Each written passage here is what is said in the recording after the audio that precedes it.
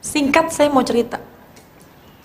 Ada seorang pembuat roti dari negara Irak, Basrah.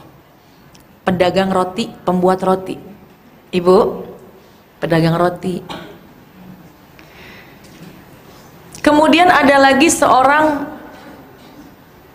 imam besar dari Baghdad, Irak bernama Imam Ahmad bin Hambal. Pernah dengar ceritanya? Saya nggak usah ceritain lagi kalau gitu. Oh belum, yang sudah ya pura-pura belum aja gitu ya. Karena saya sangat senang menceritakan ini, sangat senang. Kenapa? Karena menjadi motivasi kita. Seorang imam besar, Imam Ahmad bin Hambal, ia menceritakan di detik-detik beberapa bulan, beberapa tahun sebelum ia meninggal dunia, ia sempat menceritakan kepada murid-muridnya. Dan ini berarti kisah nyata. Kata Imam Ahmad bin Hambal, satu ketika aku nggak tahu gitu, nggak ada tujuan, nggak ada keinginan, nggak ada tujuan apapun. Aku ingin hatiku condong berangkat ke kampung Basrah di Irak. Jadi kayak kita tuh dari Jakarta ke arah Tangerang, Bogor atau Surabaya gitu ya, pengen ke sana aja gitu. Nah, Imam Ahmad bin Hambal pengen ke sana aja, nggak ada tujuan apa-apa. Berangkat, kemudian maghrib di masjid, sampai isya pun di masjid. Habis isya karena nggak ada tujuan, ya udah mau tidur di masjid. Cuma di masjid itu sama merbotnya kagak boleh tidur di situ, kagak boleh tidur. Kebetulan merbotnya kagak kenal bahwa itu adalah Imam Ahmad bin Hambal. Kagak boleh tidur sini, ayo keluar. Imam Ahmad bin Hambal yang memang nggak punya tujuan, akhirnya tidur di pelataran kayak gini nih, tidur di pelataran. Merbotnya juga bilang jangan tidur di sini juga, ayo keluar. Karena merbotnya nggak tahu ya istilah merbot menjaga masjidnya gitu ya, nggak tahu bahwa itu adalah imam besar Imam Ahmad bin Hambal. Ayo keluar, nggak boleh dari sini. Sehingga ada rumah di samping masjid, orangnya itu pedagang atau pembuat roti, melihat keadaan Imam Ahmad bin Hambal yang tidak diizinkan tidur di masjid. Wahai ammu, nah kalau orang Arab tuh kalau yang masih muda-muda gitu dipanggil ammu, kalau udah agak tua dipanggil syekh. Wahai ammu, ya udah tidur aja di rumah saya. Pedagang roti, pembuat roti pun nggak tahu bahwa itu adalah imam besar Imam Ahmad bin Hambal. Tidur di rumah saya. Silahkan, tapi rumah saya sederhana ala kadarnya. Ya nggak apa-apa, asal saya bisa istirahat. Kemudian yang dilakukan oleh pembuat roti, wahai ammu, silahkan istirahat. Saya mau bikin roti buat besok saya jualan. Imam Ahmad bin Hambal dari kejauhan tidur.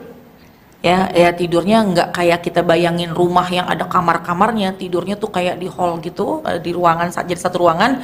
Beliau tidur di pojokan, yang dibikin rotinya di pojokan sebelah sini, kan kelihatan. Pedagang roti, penjual roti, pembuat roti, setiap ia melakukan aktivitas bikin roti selalu istighfar lisannya.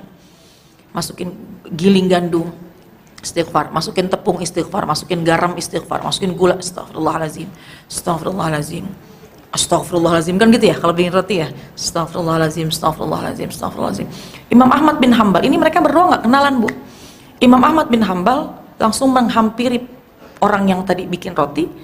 Wahai fulan, ya, anggap namanya fulan, fulan, mulai kapan kau melazimkan membaca istighfar?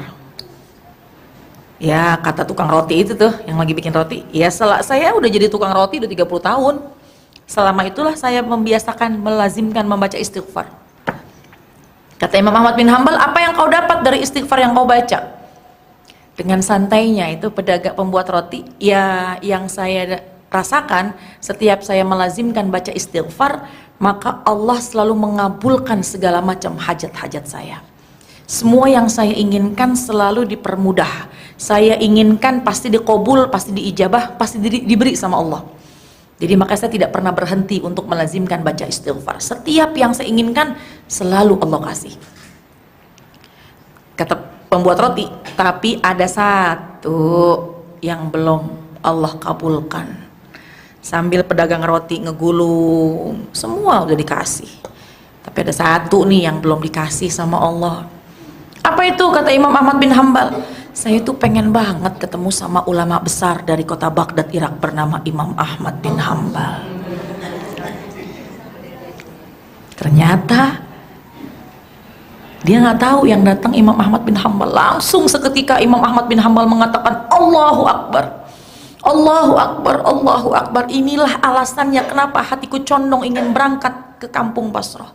Inilah alasannya kenapa aku tidak diizinkan tidur dalam masjid. Inilah alasannya kenapa aku tidak diizinkan tidur di pelataran masjid. Dan inilah alasannya kenapa hatiku condong ingin berangkat. Dan inilah alasannya aku bisa tidur di rumahmu. Wahai fulan, aku adalah Imam Ahmad bin Hambal. Berkat istighfar yang dia baca. Istighfar. Karena kalau orang beristighfar, seperti yang Nabi katakan, man lazimal istighfar, siapa orang yang melazimkan baca istighfar, ja'alallahu lahu min kulli dhiqin makhraja, setiap kesempitan akan diberikan keluasan. Wa min kulli hammin faraja, semua urusan-urusan kita, kegelisahan hati kita akan Allah berikan ketenangan. Wa razaqahu min haitsu la yahtasib, Allah akan berikan rezeki dari yang enggak disangka-sangka. Di antara rezeki yang Allah berikan adalah bukan hanya uang, tapi Allah kabulkan berbagai macam hajat-hajat kita. Bu, hajat kita banyak. Pengen rumah tangga sakinah, mawaddah, warahmah. Pengen anak kita semua anak yang soleh dan soleha. Pengen orang tua kita yang masih ada biar mereka bahagia. Yang sudah pulang ke rahmatullah Allah jadikan taman-taman syurga. Kita pengen selalu istiqomah. Kita pengen apa yang kita lakukan semua diterima amal ibadah. Semua banyak banget hajat kita. Ternyata caranya adalah dengan memperbanyak istighfar, mohon ampun kepada Allah. Nabi aja bu sehari nggak kurang 70 kali baca istighfar. Wallahi ini la astaghfirullah wa atubu ilaih. Wallahi ini la astaghfirullah wa atubu ilaih akthar min 70 marrat. Demi Allah, setiap hari aku nggak kurang, kata Nabi, istighfar 70 kali. Padahal baginda Rasul manusia terjaga, nggak punya dosa. Lah kita, ibu punya dosa? Nggak kelihatan bu. Mudah-mudahan ya, yang pertama supaya kita menjadi wanita penghuni surga, kita bisa melazimkan beristighfar.